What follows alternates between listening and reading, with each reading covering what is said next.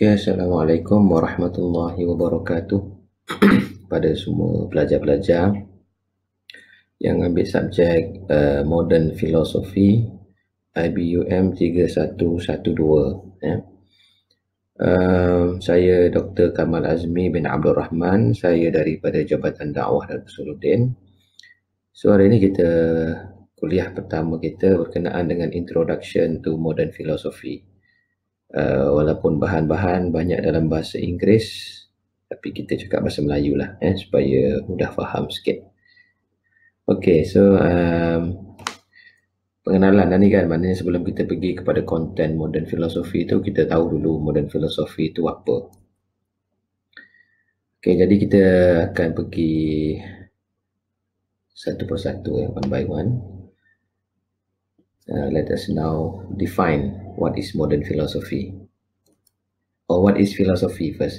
We have to know what is philosophy. So literally, philosophy come from the Greek word philosophia. Literal meaning is love of wisdom. Love of wisdom, or in Arabic, hubbul hikmah. Cinta kepada hikmah, cinta kepada kebijaksanaan. And some of them also define philosophy as love of paradox. Sebabnya paradox ni pertentangan, percanggahan antara dua. Satu putih, satu hitam, satu baik, satu jahat, satu boleh, satu tak boleh. Jadi falsafah ni dia kata sukakan pertentangan ni sebab apa? Always engage with different logical puzzle. Maknanya falsafah ni dia main dengan puzzle, dia main dengan logik, dia main dengan benda-benda yang bertentangan. There is no precise definition of philosophy technically due to. Jadi falsafah ni dia tak ada maksud yang precise, yang tepat. Consensus definition of philosophy, tak ada kesepakatan. Maknanya dari segi maksud tu banyak falsafah ni. Sebab apa? Jadi pelbagai, the diversity and variety of its topics. Jadi maknanya perbincangan falsafah ni meluas, ada banyak cabang, ada pelbagai. Jadi falsafah itu didefinisikan kepada cabang-cabang tersebut. What is viewed as philosophy was different through the course of history. Perbincangan falsafah ni dia berbeza mengikut perjalanan sejarah falsafah. Jadi falsafah ni dia dah ada sejak sebelum Masihi lagi, zaman Yunani. Jadi setiap zaman, setiap tamadun mempunyai perbincangan falsafah sendiri. Oleh yang demikian, falsafah itu dilihat berdasarkan kepada era dan zaman. Jadi itulah antara sebab ataupun ini dua punca utama why it is difficult to have precise definition of philosophy. Jadi sebelum kita pergi lebih terus, lebih mendalam, to know about what is modern philosophy, we have to know first what is philosophy and what is its relation with science.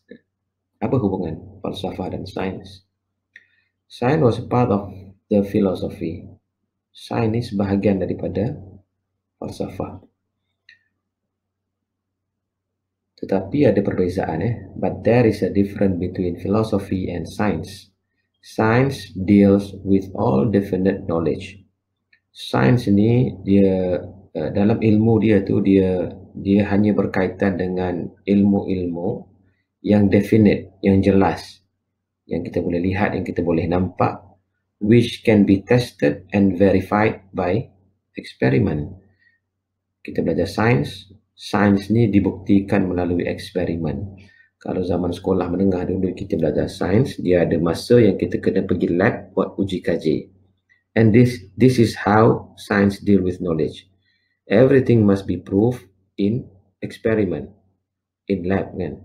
Maknanya apa yang kita lihat, apa yang jelas itu adalah sains. But there is a lot of theoretical issue to which science cannot provide answer. Oleh kerana sains ni dia hanya mengikut ataupun dia hanya berhubung dengan ilmu-ilmu yang jelas yang boleh diuji di dalam makmal, terdapat banyak soalan yang sains tak boleh nak jawab. Kalau soalan tentang api itu panas ke tidak, sains boleh jawab, rasa panas kan. Membakar, apinya membakar kan. Banyaklah ujian kita buat dalam sains. Tetapi ada benda dalam hidup kita ni, dia bukan fizik. Dia tak boleh nampak dan dia tidak boleh diuji dalam makmal sains. Jadi contoh soalan yang sains tak boleh jawab ialah, is there being that may be called God? Ada tak Tuhan? Macam itulah maksud soalan tu kan. Tuhan ni ada ke tidak? Sains boleh jawab ke tidak? Tak boleh ya. Is there purpose and meaning of our lives? Hidup kita ni ada tujuan ke tak? Kalaupun kita kata ada tujuan, tujuannya apa? Dan tujuan itu boleh ke dieksperimentasikan? Tak boleh. What is beauty? Cantik tu apa? Kita kata warna pink tu cantik. It can be testified. It can be verified through experiment. Exactly not. You cannot test and verify beauty. What is truth? Apa tu kebenaran? Macam mana kita nak tahu ia benar? Sumber yang mana yang kita anggap benar kan? Ini sains tak boleh bagi definisi, bagi kita maklumat dan fakta.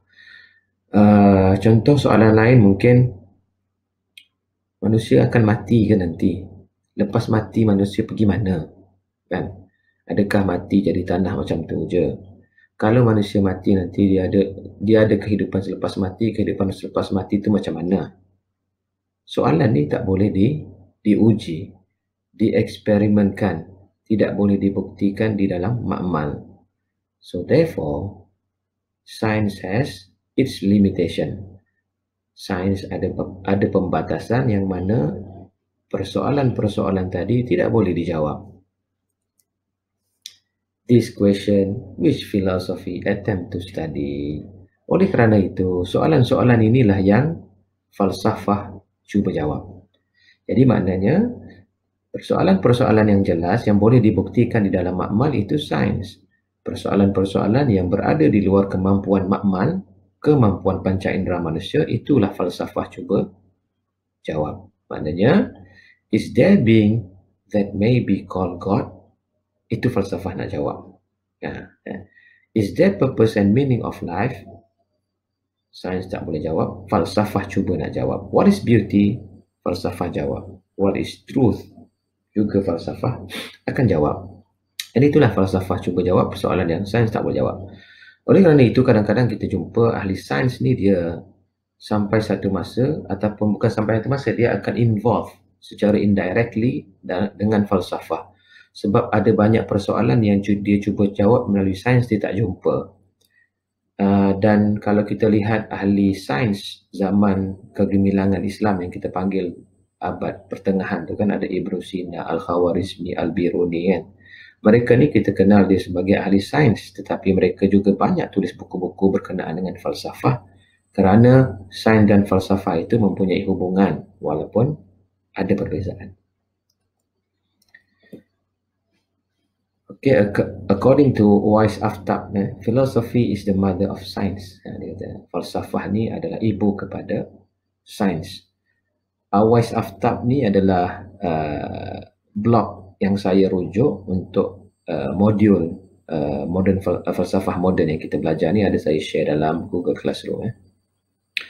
Science is what we know and philosophy is what we do not know. Simple je lah kan. Sains ni benda yang kita tahu, falsafah ni benda yang kita tak tahu. Tetapi kita cuba speculate, kita cuba buktikan dengan akal kita. Maksudnya kalau kita kata Tuhan tu ada, ini kalau orang Islam dia ada rujukan Quran. Ini kalau kita kata ahli falsafah yang berfikir bebas itu kan. So dia kata Tuhan tu ada, buktinya apa? Bukti gunakanlah ni. Dia speculate, dia fikir macam-macam dalil akli yang dia cuba jelaskan. Oleh sebab itu dalam pengajian akidah contohnya, dia akan cuba menjelaskan, ataupun akidah ni dalam peringkat yang lebih tinggi lah. Maknanya pendalilan akidah itu dengan menggunakan dalil akal. Sebab apa kena ada dalil akal? Sebab kita nak counter balik falsafah. Kita nak menjawab persoalan-persoalan akal tentang kepercayaan, keimanan dan juga akidah. Science mean for physical realm and philosophy means for metaphysical realm. Maknanya sains ni adalah untuk benda-benda yang bersifat fizik, realiti kita yang kita nampak ni kan, yang kita nampak, yang kita boleh sentuh, boleh pegang, itu sains. Tetapi falsafah ni means for metaphysical. Metaphysical is beyond physical kan, benda-benda yang kita yang menjangkaui, melampaui daripada fizikal kita. Maknanya fizikal benda nampak, benda metafisik ni tak nampak lah, ghaibiyat kan. Persoalan-persoalan itulah yang falsafah cuba jawab. Baik. Science is not independent from philosophy. Science dia tak bebas daripada falsafah, sebab daripada awal lagi tadi Awais Aftab ni kan sebut, science is the mother of, philosophy is the mother of science. The validity of scientific method itself based on philosophy of science. Maknanya dalam kita memberikan keesahan kan, sama ada dapatan sains itu tepat ke tak tepat berdasarkan kepada satu metod itu berdasarkan kepada falsafah sains kan. Silap saya kalau di PPT Pusat Pengajian Teras masa SEM 1, SEM 2 dulu, antum pun ada belajar tentang falsafah sains. Maknanya ahli-ahli sains dalam dia membuktikan tentang sesuatu secara saintifik, dia juga bersandarkan kepada suatu pandangan falsafah sains. Oleh kerana itu, sains dan falsafah ni mempunyai hubungan yang jelas, yang rapat. Okey. Tadi kita cerita falsafah dengan sains. Sekarang kita cuba lihat the relationship between philosophy and theology. Theology ni apa? Kalau belajar usuluddin kena tahulah theology ni apa. Theology ni usuluddin lah. Theology ni akidah, kepercayaan, dan sebahagiannya mungkin diterjemahkan sebagai agama. Falsafah dan agama, falsafah dan keimanan, falsafah dan akidah gitu. Baik.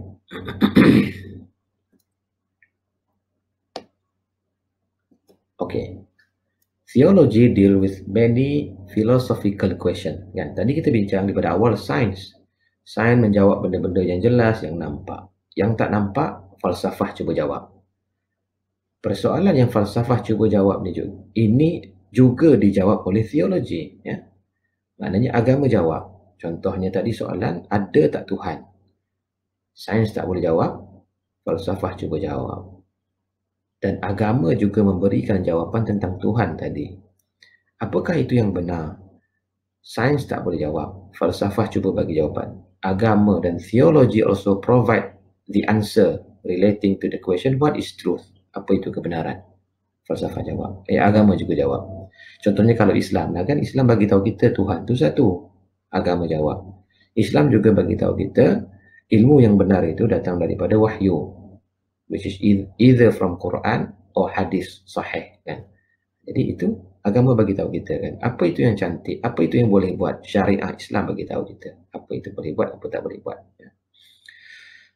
Tetapi teologi dan falsafah ni ada beza, kata pengkaji-pengkaji falsafah. Walaupun perkara ni mungkin boleh diperdebatkan ataupun diperjelaskan panjang. Cuma dalam intro ni kita nak bagi tahu pada pandangan ahli falsafah apa beza falsafah dengan teologi ni. Theology claims to provide certain answer to them on the basis of any authority such as the Holy Scripture. Teologi ataupun agama dia memang bagi jawapan kepada persoalan yang sains tak boleh jawab tadi. Tetapi agama bagi jawapan ataupun theology provide answer based on authority. Bagi jawapan kepada persoalan tadi dengan merujuk kepada satu authority yang mesti mana kita kena percaya. Contohnya dia kata sini Holy Scripture, iaitu kitab suci.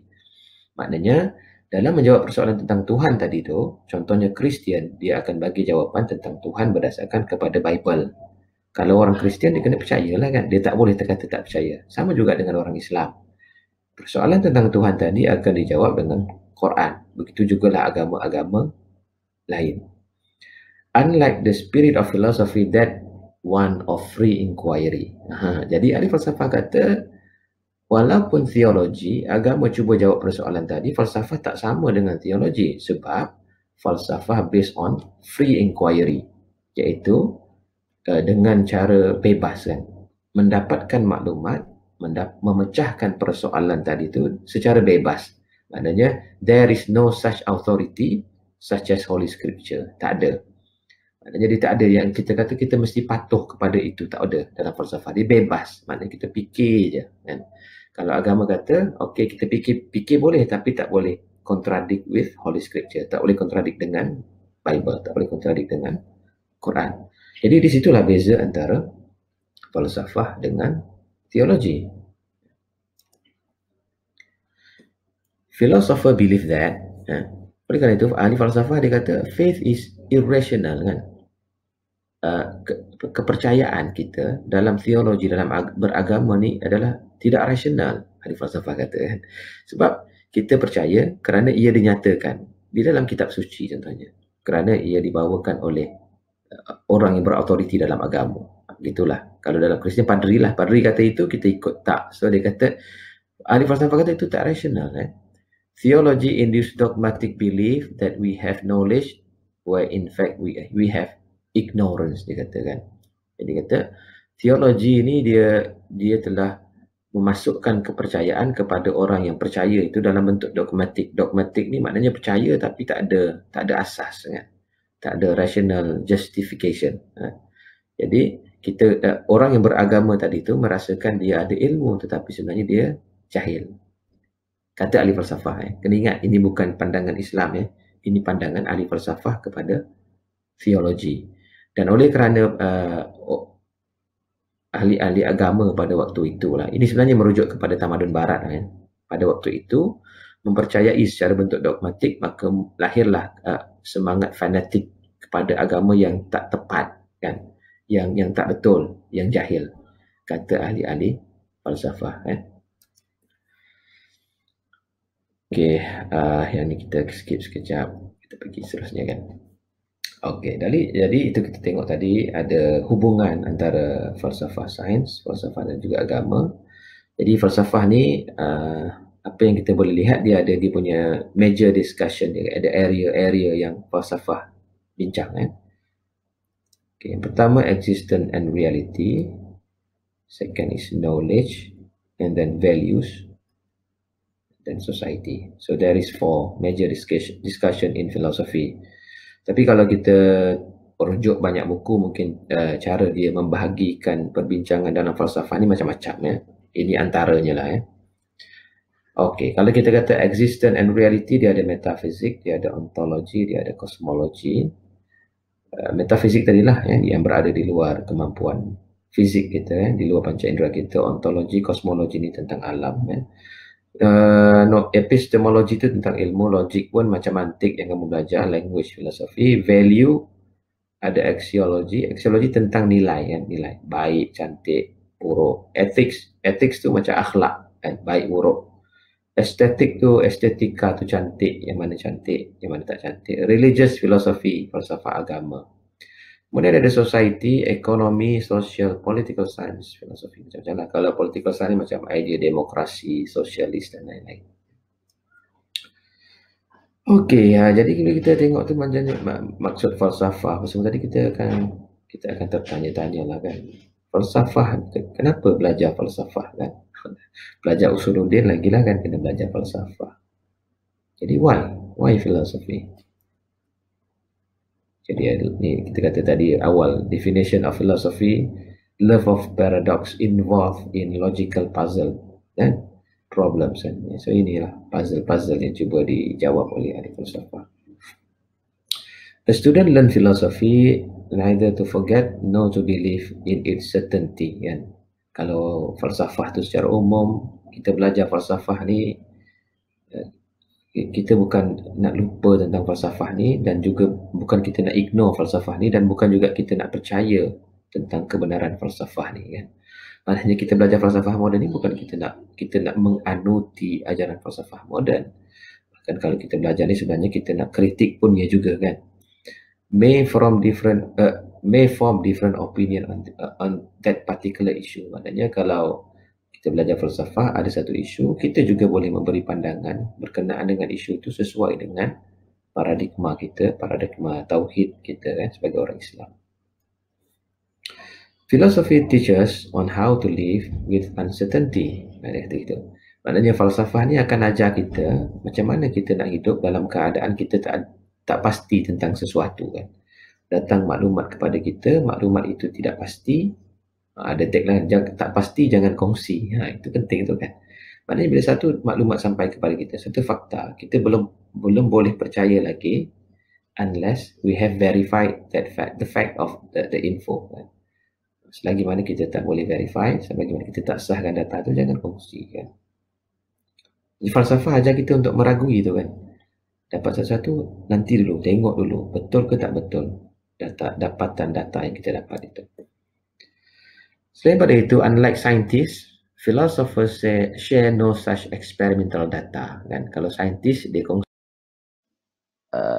Unlike scientists, philosophers share no such experimental data. Jadi tak seperti ahli sains yang mana mereka ni berkongsi data-data saintifik mereka daripada kajian-kajian mereka kongsi. Ahli falsafah tak begitu. What they do share is history of common conceptual ancestry, the views and ideas of the great philosopher of the past. Jadi maknanya ahli falsafah ni dia berkongsi tentang sejarah falsafah, cerita tentang falsafah sejak zaman dulu dan juga ahli falsafah yang ada pada zaman tersebut. Contohnya, siapa je yang belajar falsafah Yunani, dia akan tahu ada tokoh-tokoh seperti Socrates, Plato dan lain-lain. Mereka yang belajar medieval Islamic philosophy, falsafah Islam, mereka akan kenal siapa Ibn Sina, Al-Ghazali, Ibn Khaldun dan lain-lain. Manakala yang belajar falsafah moden macam kita ni, mereka semua juga akan tahu siapa René Descartes, Spinoza, Locke, Hume dan lain-lain. Dan akhir sekali, the student who learn history of philosophy, learn about philosophy, will have clear picture of the history of civilization. When we learn about the ancient Greek philosophy, we have to notice that there is a great civilization of the Greek civilization. Kita belajar falsafah Yunani, kita tahu ada tamadun Yunani. Kita belajar falsafah Islam, kita tahu ada tamadun Islam. Kita tahu ada pengaruh tamadun Yunani dalam tamadun Islam.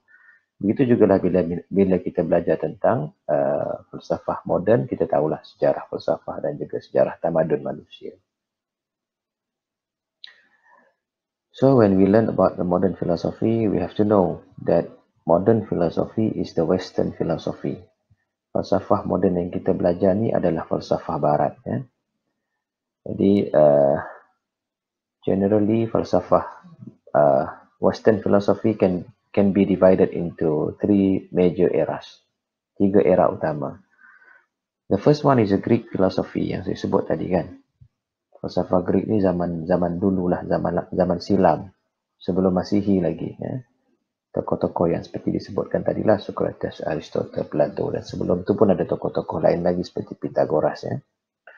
Kemudian belajar medieval philosophy, falsafah barat juga ada medieval philosophy. Medieval philosophy inilah perkembangan falsafah barat yang agak tidak begitu meluas, sebab pada waktu inilah mereka berada pada zaman gelap tu, berbanding dengan alam tamadun Islam yang mana ketika inilah berlaku perkembangan ilmu yang sangat pesat. That is about medieval Western philosophy. Maknanya perkembangan falsafah tu dibayangi oleh ajaran Kristian dan sejarahnya gelap. Perkembangan teknologi sains pun tak berkembang, jadi masyarakat barat memilih untuk keluar daripada kegelapan tersebut, and then they develop a new kind of thinking, the new philosophy, the new paradigm, which is called as a modern philosophy. Jadi falsafah moden pun lahir daripada reaction kepada medieval philosophy. Kalau nak ikut pada tarikhnya, modern philosophy ni ada pengkaji sebut abad ke-15 hingga ke-19, 16 ke-19, ada sebut 17 ke-20 pun ada. Jadi eranya lebih kurang itulah modern philosophy ni. Jadi modern philosophy is characterized by, maknanya falsafah moden ni dia ada karakteristik dia sendiri, yang mana This characteristic differentiate them from the previous philosophy, which is medieval philosophy. Falsafah moden ni dari karakteristik dia yang membezakan dia dengan falsafah sebelumnya, iaitu medieval philosophy. The first one is emphasis on reason and experience. Falsafah zaman moden menekankan aspek akal dan juga pengalaman. Reason tu akal, bukan sebab, akal, dan juga experience ataupun pengalaman. Jadi bersifat humanistik, humanism, maknanya apa yang ada pada manusia iaitu akal mereka dan juga pengalaman mereka, dari yang mereka menjadi dasar kepada pembentukan falsafah moden. And another characteristic of the modern philosophy is opposed to scholastic philosophy. Mereka menentang falsafah scholastic, bercanggah, berlawanan, anti kepada falsafah scholastic. What is the scholastic philosophy? Scholastic philosophy is the Christian theological and philosophical school. Maknanya falsafah Kristian, falsafah ajaran agama Kristian. Falsafah inilah yang digunakan pada medieval filosofi di barat, yang mana mereka rasa pemikiran ini yang menyebabkan mereka mundur dan gelap pada zaman pertengahan. Philosophy was handmaiden of theology, and its only use was to somehow prove the fundamental doctrine of religion. Maknanya falsafah Kristian ini ataupun scholastic ni digunakan untuk mempertahankan, menjelaskan. Jadi falsafah scholastic ni adalah falsafah yang digunakan oleh orang barat, terutamanya ahli falsafah Kristian lah, untuk menjelaskan doktrin dan juga ajaran Kristian. Jadi falsafah scholastic inilah juga, dan juga Christianity sendiri, menjadi faktor kepada kemunduran barat pada zaman gelap. Jadi hubungan yang tidak harmoni lahir antara agama dan juga masyarakat dan juga pemikiran dan juga ilmu, menyebabkan dalam pemikiran moden zaman barat telah membentuk satu keadaan yang mana agama itu tidak berperanan dalam falsafah, dalam pemikiran, bahkan dalam kehidupan. Lahirnya ideologi seperti secularism, humanism yang memerkasakan aspek kemanusiaan sahaja. Jadi kalau kita belajar falsafah moden, kita akan bertemulah dengan pelbagai idea-idea yang mengkritik agama, mengkritik Tuhan sendiri, kan? Yang mana kalau kita baca, mungkin kita terkejut lah. Tapi ini berlaku dalam pemikiran masyarakat barat yang ada dalam modern philosophy. So I think that's all for today. Thank you for listening to the discussion of modern philosophy, the introduction of modern philosophy. Wallahu alam, let us explore modern philosophy on the next class. Thank you. Assalamualaikum warahmatullahi wabarakatuh.